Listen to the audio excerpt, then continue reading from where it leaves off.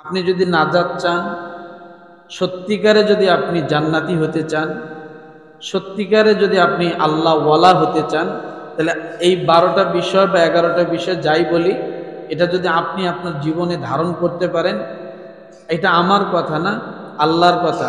আল্লাহ বলে সে আমার বান্দা হয়ে যাবে। কি হয়ে যাবে?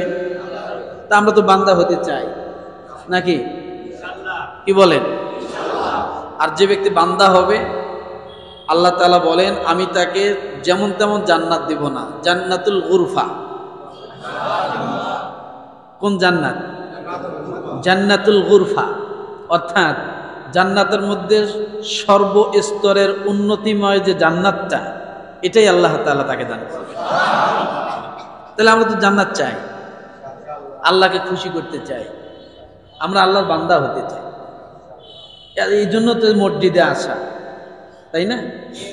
তো আসুন, বেশি তো না, 11 থেকে 12টা, 11টাই ধরেন, এর ভিতরেই কেউ সংখ্যা 1টা 2টা বাড়াইছে, কিন্তু জেনুইন সংখ্যা কয়টা?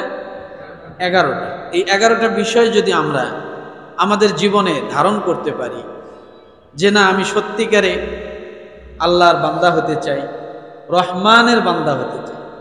কার বান্দা? রহমানের বান্দা হতে চাই। রহমান কে? রহমান হলেন তিনি যার সবচাইতে বেশি ভালোবাসা। রহমান হলেন তিনি যে সবচাইতে বেশি যত্ন করে। কি করে?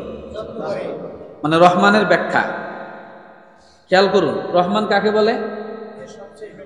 সবচাইতে যার ভালোবাসা বেশি, সবচাইতে যে সব বেশি যত্ন করে, আর সবচাইতে যে বেশি দয়া করে। এই 3টে বিষয়ের নাম রহমান। এই 3 বিষয়ের সমন্বয়ের নাম কি? রহমান। রহমানের ভিতরে কি পাওয়া যায়? দয়া। রহমানের ভিতরে কি পাওয়া যাবে? ভালোবাসা। রহমানের ভিতরে কি পাওয়া যাবে? যত্ন। এই 3 বিষয়ের সমন্বয়ের নাম হলো রহমান। মনে থাকবে? কেউ যদি জিজ্ঞাসা করে রহমানের ব্যাখ্যা করেন, কি বলবেন?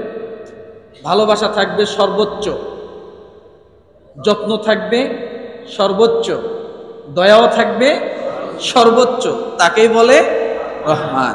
মনে থাকবে? তাহলে আল্লাহ তাআলা কুরআনুল কারীমের প্রায় 5টি জায়গায়, খেয়াল করুন, 5টি জায়গায় আমলে সালেহ বান্দার কিছু কোয়ালিটি, বিশেষত বিশেষণ আল্লাহ ব্যবহার করছেন। কয় জায়গায়? 5 জায়গায়। তার মধ্যে এইটা একটি জায়গা যেখানে আল্লাহ সুবহানাহু ওয়া তাআলা রহমানের বান্দা পরিচয় দিতে যায় প্রায় 11 থেকে 13টা গুণ বর্ণনা করছে। যে 11 থেকে 13টা গুণ যার ভিতরে থাকবে, সে ব্যক্তি কি হবে? রহমানের বান্দা। আর রহমানের বান্দা যে হতে পারবে, তার জন্য কি আছে? জান্নাতুল গুরফা। মনে থাকবে? আসুন তাহলে আমরা কোয়ালিটি কয়টা জেনে নেই। সর্বপ্রথম কোয়ালিটি আল্লাহ, আমরা গত জুমায় একটা বিষয়ের উপর আলোচনা করছিলাম, যে আল্লাহ সুবহানাহু ওয়া তাআলা রহমানের বান্দা হওয়ার জন্য প্রথম যে গুণটা নিয়ে আসছেন, নামাজ না, রোজা না, হজ না, যাকাত না, কি নিয়ে আসছেন? বলে না কথা, একটু জবান খোলেন। আল্লাহর রাস্তায় শিষ্টাচার, নম্রতা, নিরহংকার। কি বলেন তো? নম্রতা, নিরহংকার, তার কোনো অহংকার থাকবে না, এবং সে সব সময় উগ্র মেজাজ ব্যক্তিদের কাছে স্যালেন্ডার হবে। কি হবে? তর্ক করবে না, ঝগড়ায় লিপ্ত হবে না, এগুলো থেকে এড়িয়ে চলবে, নিজেকে সেভ করবে। কারণ এ তো মূর্খ লোক, আমি একে একটা বলবো, ও 10টা বলবে, তাই না? আমি ওকে একটা হয়তো ভালো কথা বলবো, একটা খারাপ ভাষা দিয়ে আমাকে বলবে, আছে না? যেমন অনেকে অনেক সময় বলে, ভাই চলো নামাজে যাই, যা বেটা যা, নামাজ করো যা, আছে না? তো জায়গা বুঝে আপনাকে দাওয়াত দিতে হবে, সময় বুঝে দাওয়াত দিতে হবে। এটাও একটা ইসলামের শিষ্টাচার। আপনি যেখানে সেখানে যাইয়া ইসলামের কথা বলতে পারবেন না, এটাও শিক্ষা আছে ইসলাম। সব জায়গায় যাই আপনি বলতে পারবেন না, সময় বুঝে বলতে হবে। কথাটা বুঝাতে পারছি? তাহলে আসুন, তাহলে আল্লাহ তাআলা সর্বপ্রথম যে গুণটা নিয়ে আসছেন সেটা কি? নম্রতা, নিরহংকার, শিষ্টাচারিতা। হ্যাঁ, দেখেন আপনি রহমানের বান্দা হওয়ার জন্য আল্লাহ প্রথম মানুষের কাছে স্যালেন্ডার হওয়া শিখাইলেন। আগে তুমি কি করো? মানুষের সাথে বিনয়ী হও। তুমি যদি মানুষের কাছে বিনয়ী হতে পারো, তাহলে তোমার জন্য আমি আল্লাহর কাছে বিনয়ী হওয়া সবচাইতে সহজ। আল্লাহ এটা বুঝাচ্ছেন। সূরাতুল ফুরকান আয়াত নাম্বার 63, কত? এখান থেকে শুরু হয়েছে। তাহলে মানুষের সাথে বিনয়ী হওয়া, আল্লাহর কাছে বিনয়ী হওয়ার ট্রেনিং, বোঝেন নাই? আমি যদি মানুষের সাথে বিনয়ী হতে পারি, তাহলে আল্লাহর কাছে বিনয়ী হওয়া আমার জন্য কি হবে? সবচাইতে সহজ হবে। আর যারা মানুষের কাছে বিনয়ী হতে পারে না, তারা আল্লাহর কাছেও বিনয়ী হতে পারে না। এই জন্য মনোযোগ, সকলে এদিকে তাকান, মনোযোগ। আল্লাহ পাক রব্বুল আলামিন বলেন, ওয়াইবাদুর রাহমানিল্লাযীনা ইয়ামশুনা আলাল আরদি হাওনা ওয়া ইযা খাতাবাহুমুল জাহিলুনা ক্বালু সালামা। রব্বুল আলামিন ডাক দিয়ে বলেন, বান্দা, তুমি যদি রহমানের বান্দা হতে চাও, দয়াময়ের বান্দা হতে চাও, পৃথিবীর মধ্যে আমার মতো, আমি আল্লাহর মতো যত্নবান আর কেউ হতে পারে না। এই যত্নবানের যদি বান্দা হতে চাও, সবচাইতে যে তোমাকে বেশি ভালোবাসা দিবে, সবচাইতে যার ভালোবাসা তুমি পাবা আছে, ভালোবাসা দেনেওয়ালার যদি তুমি বান্দা হতে চাও, আল্লাহ বলে, বান্দারে, সর্বপ্রথম তোমার কাজ হলো, 1 নাম্বার কাজ হলো, তুমি মানুষের সামনে বিনয়ী হয়ে যাও। কি হয়ে যাও? বিনয়ী হয়ে যাও, নিরহংকার হয়ে যাও। আর যখন তোমার সামনে যখন জাহেল লোকেরা, মূর্খ লোকেরা, অজ্ঞ লোকেরা তোমার সম্মান বুঝবে না, তুমি মুরব্বী এটা তারা খেয়াল করবে না, তুমি নামাজি এটা তারা বুঝবে না, তুমি আলেম এটা তারা বুঝবে না, তারা সব মানুষের সঙ্গে যেমন আচরণ করে তোমার সঙ্গে এমন আচরণ করবে। এমন মূর্খ লোক যদি থাকে,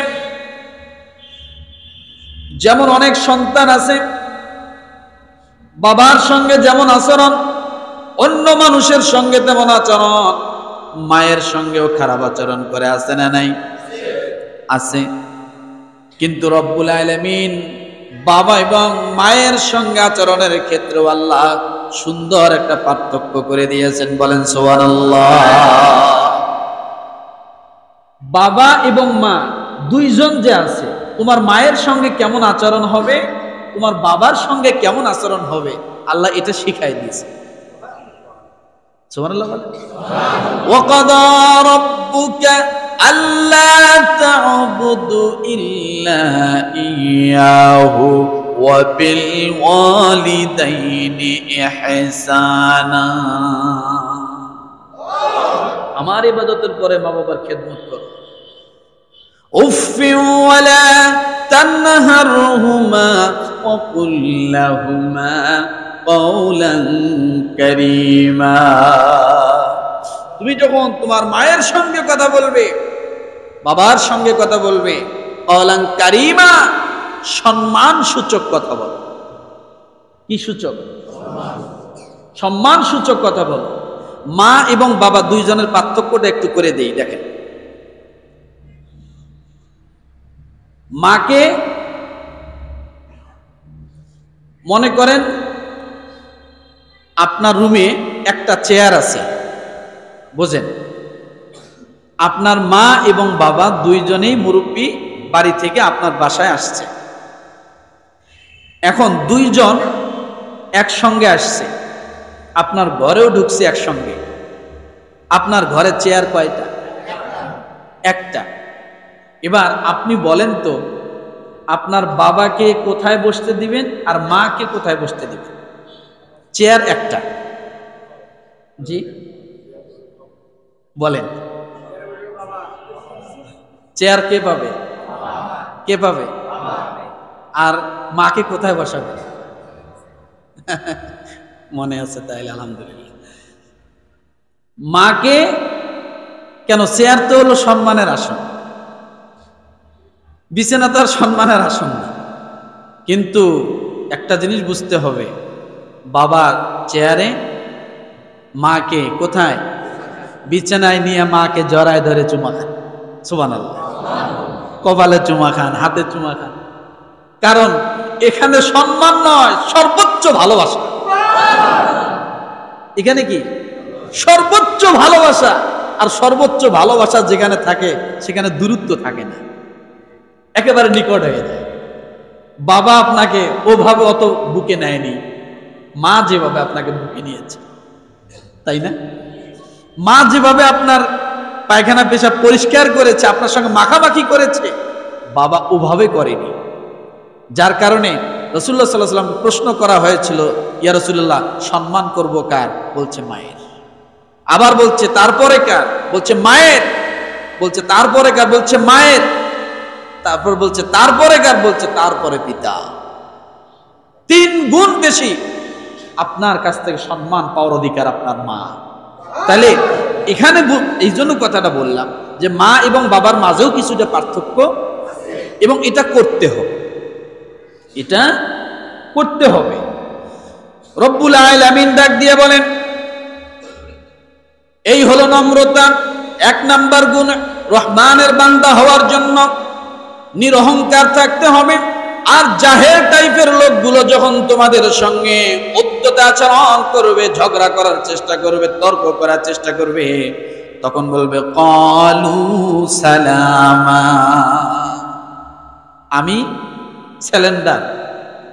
আপনি অল্প সময়ের জন্য হেরে গেলেন, লম্বা সময়ের জন্য আপনি বিজয়ী লাভ হলেন।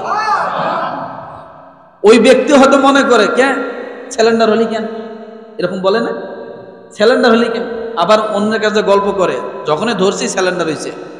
আরে ভাই, ও তো অল্প সময় স্যালেন্ডার হলো, 5 মিনিটের জন্য, 10 মিনিটের জন্য, সাময়িক সময়ের জন্য, কিন্তু লম্বা সময় বিজয় লাভ করেছে। কি লাভ করেছে? উলাইকাল জান্নাতুল গুরফা,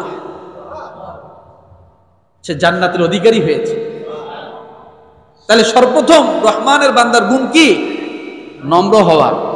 এবার আসুন দ্বিতীয় নাম্বার গুণটা কি? আল্লাহ পাক রব্বুল আলামিন বলেন, ওয়াল্লাযীনা ইয়াবিতুনা লিরাব্বিহিম সুজ্জাদান ওয়া কিয়ামা। ওয়াল্লাযীনা ইয়াবিতুনা লিরাব্বিহিম সুজ্জাদান ওয়া কিয়ামা। রহমানের বান্দার দ্বিতীয় নাম্বার গুণটা হলো, সে রাতের বেলা উঠবে, দাঁড়ায়া নামাজ পড়বে, সিজদা করবে। দ্বিতীয় নাম্বার গুণ কি? রাতের ইবাদত। বলেন কিসের? দ্বিতীয় নাম্বার গুণ কি? অনেকে এই যে মুখ বন্ধ করছে আর কিন্তু খোলে না, মুখ খোলেন তাহলে ঘুম আসবে। রাতের ইবাদত কি? আল্লাহর সামনে দণ্ডায়মান হওয়া, সিজদায় পতিত হওয়া। এটার নাম কি? তাহাজ্জুদ। কি বলেন তো, এটার নাম কি? এবার একটু পার্থক্য করেন। আল্লাহ তাহাজ্জুদ নামাজের ক্ষেত্রে গুণের দিক থেকে দ্বিতীয় নাম্বারে ফেলালেন, আর 1 নাম্বারে নম্রতা ফেলাইছে, তাই না? তাহলে বোঝা গেল, মানুষের সাথে যে ব্যক্তি বিনয়ী হতে পারবে, ওই ব্যক্তির জন্য আল্লাহর ইবাদত করা সহজ হয়ে যায়।